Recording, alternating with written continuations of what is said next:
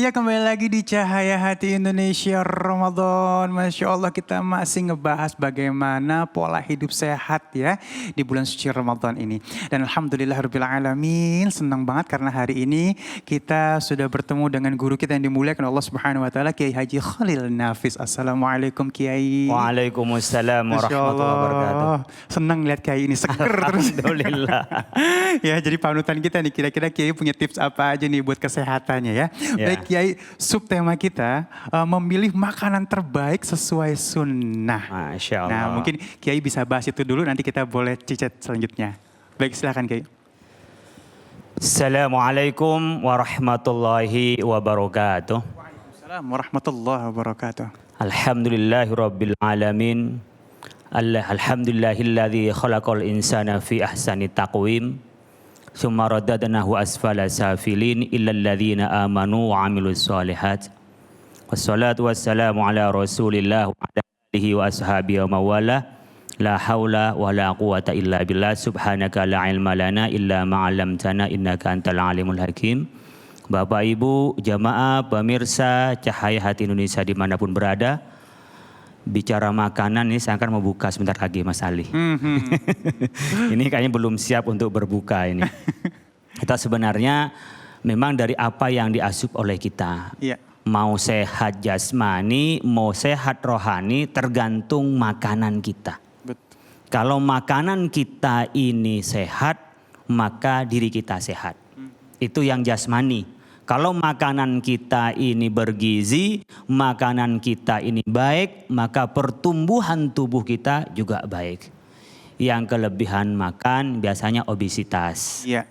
Yang kurang makan, Ustadz Ali itu biasanya kekurangan gizi. Itu dari makan. Demikian juga makanan kita juga dari aspek halal dan haram. Makanya ketika makan barang halal, ia akan sehat rohaninya, tapi ketika makan barang haram ia akan jadi masalah di rohaninya. Jadi ibu bapak sekalian, kalau dalam keluarga mohon maaf sekali lagi ada anak yang tak bisa diatur, anak yang nakal, jangan hanya berpikir dia disekolahkan di mana. Benar. Jangan hanya berpikir ini sekolahnya di sekolahan yang mahal. Bukan hanya berpikir cari pesantren yang paling ketat.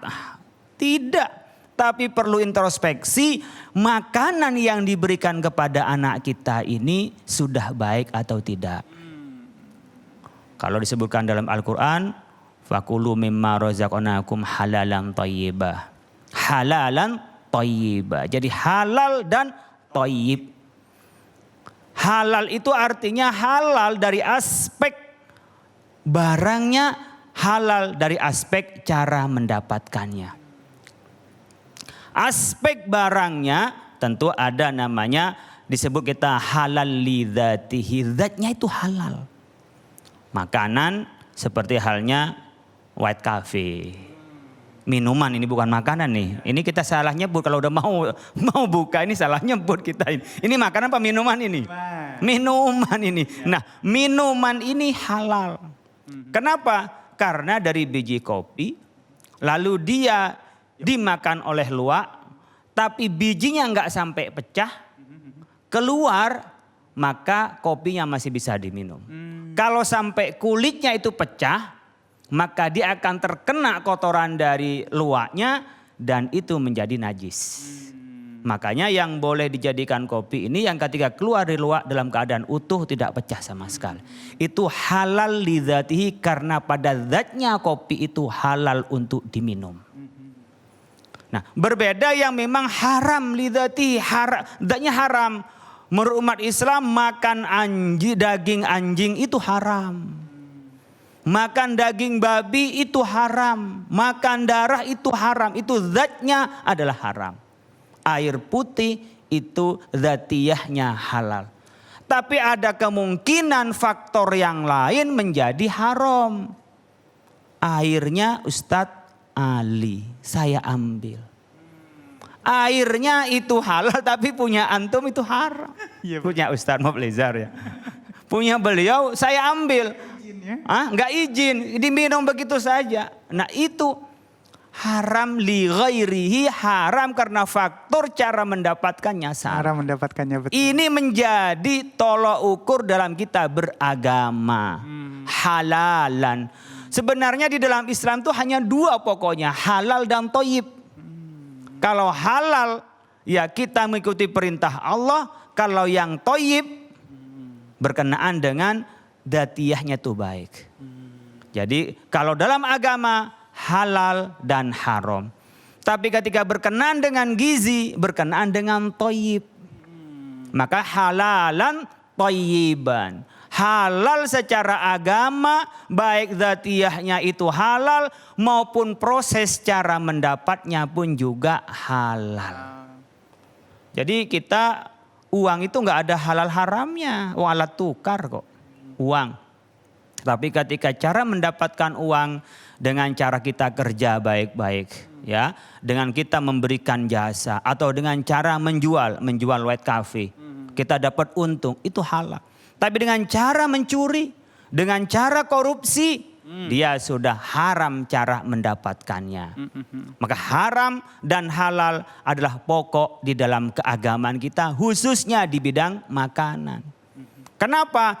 Karena sebenarnya kita mau baik atau tidak, ini fisik kita, apalagi hafalan Quran, ya Ustaz Muflizar. Quran itu kalau kita di dalam ini yang masuk barang haram, cepat keluar. Yang hafal tadi pagi, salah lama-kelamaan kita ngelihat cewek, hilang hafalan Ustaz. Jadi jangan lama-lama ngelihat cewek. Maksiat, sekedarnya saja ketika interaksi. Tapi kalau sudah lama begini ngelihatnya, jelalatan apalagi yang gak tutup aurat, hilang Al-Quran Ustaz. Karena Al-Quran itu suci, gak mungkin ketemu dengan yang buruk. Ya Allah. Tidak mungkin dengan yang kotor. Al-Quran itu kenapa kita harus jaga pandangan, itu haram pandangan. Lain haram yang masuk ke kita, tambah menolak. Jadi hampir bisa dipastikan orang yang bergelut dengan haram, bergelut dengan dosa, pasti dipastikan tak bisa dia menghafal Al-Quran. Karena Al-Quran itu adalah suci. Hafal pagi, siang hilang Ustaz. Ngafalin siang, sore hilang. Kenapa? Maksiat. Jadi dia tidak bisa antara suci Al-Quran dengan maksiat itu ngumpul. Nah, ketika kita makan barang haram, man akala haraman lam tukbal sholatuhu arba'ina yauman. Kalau makan barang haram, sholatnya 40 hari tidak diterima. Allahu Akbar. Walaupun itu sholat ya? Walaupun sholat. Jadi sholat itu mungkin sah karena syarat rukunnya sudah terpenuhi. Iya. Tapi diterima, inilah yang mengandung efek tanha anil fahsya'i wal munkar. Yang bisa menolak dari kekejian dan kemungkaran kalau sholatnya itu diterima. Sholatnya bisa jadi kontrol. Tapi kalau sholatnya dari barang yang hasil mencuri, yang dimakan barang haram, itu oleh Allah tidak diterima sholat kita dan tidak punya efek apa-apa. Itu dari barang haram. Oleh karena itu Rasulullah SAW dipastikan tak pernah makan barang haram. Rasulullah tak pernah makan yang dilarang oleh agama. Suatu saat Rasulullah SAW itu datang ke rumah Siti Maimunah, itu bibiknya Khalid bin Walid. Lalu Khalid bin Walid itu sedang memasak namanya al-dhabb. Dhabb itu kayak iguana ya. Modelnya, mohon maaf, kayak buaya, kayak cecak tapi kecil dia. Di Arab adanya, dibakar di atas batu begitu. Setelah itu oleh Khalid bin Walid diberikan kepada Rasulullah SAW. Rasulullah begitu. Lalu mengatakan, ya Rasulullah, apakah karena ini haram? Karena Rasulullah nggak bakal makan barang haram. Kata Rasulullah, bukan. Innahu halal, walakinnahu laisa min ta'ami. Itu halal, tapi saya nggak biasa makan seperti itu. Disinilah disebutkan sunnah syar'iyah, ada yang sunnah tabaiyah. Sunnah syariat adalah sunnah yang menjadi syariat kepada hamba-hambanya. Ada sunnah kebiasaan Nabi, tapi dia tabiat Nabi tidak untuk disyariat kepada hambanya. Cara Nabi berkedip, mungkin kesukaan Nabi. Itu tidak bisa menjadi sunnah harus kita ikuti, tidak. Tapi kalau karena cinta Rasul, ikuti Rasul, ya pasti dapat pahala cinta Rasul. Tapi tidak berarti makanan itu harus berbeda dengan umpamanya ketika Nabi memulai beriftar itu dengan kurma. Itu memang syariat Nabi. Potongan rambut Nabi itu enggak untuk sunnah kepada kita. Yang disunnahkan rapi. Jadi tidak harus potongan apa seperti potongannya Ustadz Ali ini sampai begini atau panjang begini, enggak. Yang penting rapi seperti apa diserahkan kepada kita.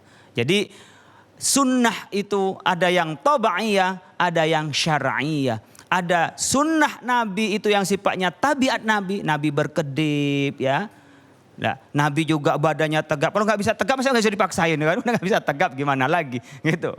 Ustadz Ali. Oleh karena itu sunnah syariah, ada sunnah kebiasaan Nabi yang itu diturunkan kepada kita menjadi syariat. Seperti berbuka puasa dengan tamar. Atau bahkan kalau nggak ada tamar dengan air. Itu adalah sunnah. Makan ajwa 7 pagi hari. Karena itu adalah anjuran dari Nabi. Tapi kesukaan Nabi, yang disukai oleh Nabi tidak berarti kita harus mengikuti itu dan mendapat sunnahnya dari syariat, tidak. Nabi sukanya apa? Suka Nabi itu adalah ar-rutab. Rutab itu kurma muda, setengah matang, dan itu lebih mahal. Dan apalagi dibawa dari sana, awalnya rutab nyampe sini udah matang. Itu udah kejauhan itu, sampai sini matang. Jadi nggak dapat rutobnya. Saya beli rutab nyampe sini matang kemarin. Kelamaan kalau enggak udah busuk, kelamaan dia di es kan gitu. Senang rutab. Dan Rasul senang batik, semangka. Oh saya senang semangka karena Rasul senang. Oh ya karena Rasul senang ngikutin Nabi.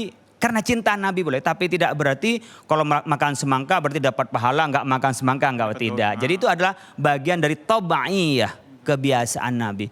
Nabi kalau makan daging, Nabi itu senang dagingnya daging kambing. Apa yang paling senang dari kambing? Nabi itu adalah di sini, punggungnya. Dan di ketiaknya. Jadi itu senang kalau Nabi memotong kambing, mengambil di punggungnya. Ini tulang apa daging apa namanya? Apa nih ya? Apa namanya? Ya nggak biasa makan daging, nggak biasa beli daging, cuma makan daging doang, nggak tahu namanya. Pokoknya digeger kata orang Jawa, geger ya orang Jawa Timuran. Di sini ini memang lebih lembut, lebih enak. Mungkin lemaknya juga jarang. Lemaknya jarang, juga lebih lembut. Berbeda dengan bawahnya dari paha belakang itu mungkin akan lebih keras. Itu senangnya Nabi. Ketika buah-buahan Nabi senangnya apa?